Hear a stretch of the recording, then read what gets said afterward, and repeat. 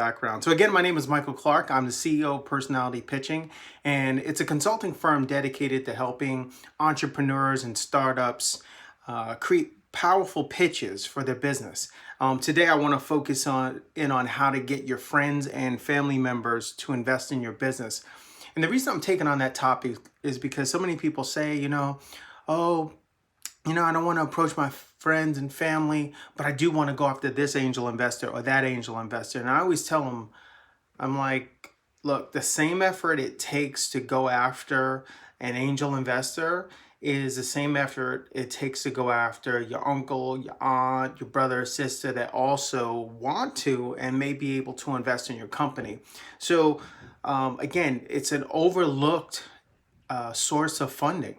Many people run to crowdfunding, or the clients reach out to me and they say, oh, I want to prepare a pitch for an angel investor, and they haven't even approached people in their inner circle for funding. And I'll say, I always say, like, kind of work out all the kinks with your friends and family before you go on to the big dogs and go out and pitching. So, and most people don't know that, more funding comes from friends and family than it does any other source of funding. So let's get started. Just a little bit about myself. I spent the last 10, almost 15 years helping people, entrepreneurs and startups get funding for their business, help them craft what I call deal closing pitches. I get calls from potential clients all the time. Oh, I'm trying to raise funds. I'm not getting a check when I leave some of these meetings. And lo and behold, once I hear their pitch and I see their pitch, I find out there's some things wrong. So I'm able to quickly assess what's going on with their pitch. I've come up with some proven methods to be able to really refine their pitch and help them close the deal. I do offer consulting services, which I'll talk about at the end. I have a class coming up, how to create your pitch in 30 days. So shameless plug, that's coming up too. So let's get started. So getting your friends and family to invest in your business. I'm going to give you 5 things you really need. Number 1 is you have to establish your business, register your business. So that means literally registering your business and your business name with the state, having an EIN, Employment Identification Number. Again, and if you've never heard EIN, it's essentially like a social security number, but for your business. And set up a bank account. I know these things seem like things, oh, I want to wait till I have an investor. No. If you want to be taken seriously, especially by friends and family, set up your business first. Sometimes that's the first thing they ask you. You'll say, oh, I have this idea for a product or this or that. I want to start a business. And they'll say, well, do you have your business set up? And you're gonna say, well, no, I'm getting ready to. And again, you just don't sound serious. All the things that I'm gonna tell you in this list will put you in position, what I call, put you in position for a yes. Okay, you want to be able to, when you're pitching, again, even when it's friends and family, you still want to have your act together. You want to give them reasons to say yes, not reasons to say no. So again, as soon as you decided to move forward and you want to establish a business, you register it with the state, get the name registered, get a bank account set up. I always say, you have to have a place for that money to come in. You don't want to all of a sudden, someone wants to write you $1,000 check, a $10,000, $100,000 check, and you say, oh, wait, I just need to set up a bank account. That yes may turn into a no all of a sudden. So going through the process of registering your business builds credibility. And again, you'll need a bank account to be able to receive money. But more importantly, it makes you look credible in the eyes of your friends and family. Because one thing people forget when it comes to asking friends and family for money is that when it comes to money, they're not looking at you as, a nephew, or uncle, or cousin. They're looking at you as an investment. And they should be looking at you as an investment. Your idea should be a viable investment for an opportunity for them to get involved in. It shouldn't just be, oh, well, I'm doing it just because you're my uncle, doing it just because you're my cousin. There should be a real opportunity in place. So next, I recommend my clients to do your homework. Know your industry, research the competitors in this potential industry for your business or product, and research your potential customer. So those three things: research your industry, research your competitors, and research your potential customer. So often you may come up with an idea and the industry maybe has come and gone. You're coming up with an idea. Oh yeah, that was hot 10 years ago. People tried it and didn't make any money. Or you may be getting into an area where the competition is so thick. There's a saying like you're getting into red water, shark infested waters. But maybe your product is good enough to kind of rise above the sharks in that area. Next is to research your potential customer. If you got a product, you should know and be able to articulate exactly who it's for. That's so important because, again, they're going to ask. People are going to say, well, who's ever going to buy that? You should be able to articulate that with no problem. Next. So that was number 2. So again, do your homework, research your industry, research your competitors, and research your potential customers. Find out who they are, find out who you're competing against, and do some research on the industry you're getting into. Next, create a prototype or proof of concept. It could be an actual product, a drawing, a computer rendering, a photo of an existing product with an improvement. And one thing people don't realize is that the prototype doesn't even have to work. It just has to be a prototype. You may be thinking of a brand new car that doesn't exist and you build it out of cardboard. That's a prototype. Crazy as it sounds, it's a prototype. So you just want to have some type of physical representation that you can show someone, hey, this is what it is.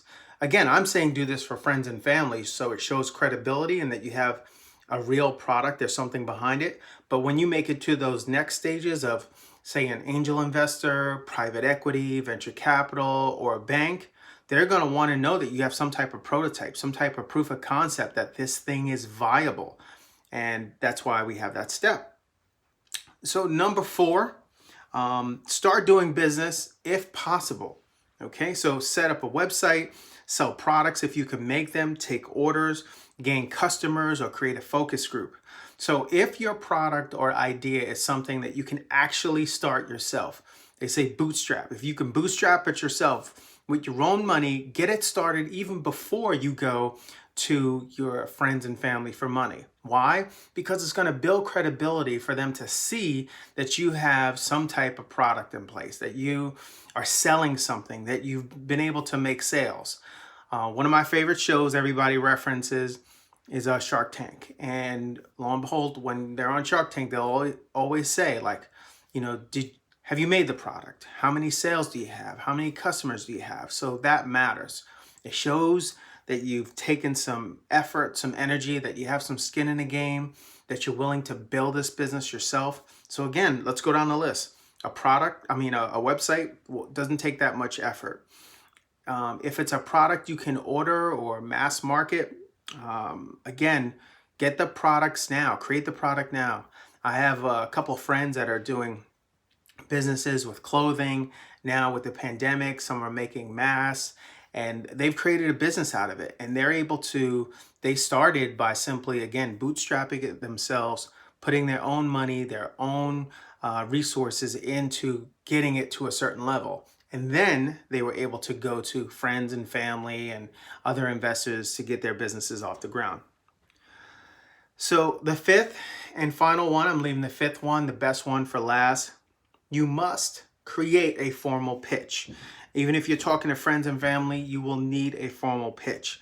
A pitch that will clearly articulate the product, the problem it's going to solve, the audience, your marketing plan, the sales process.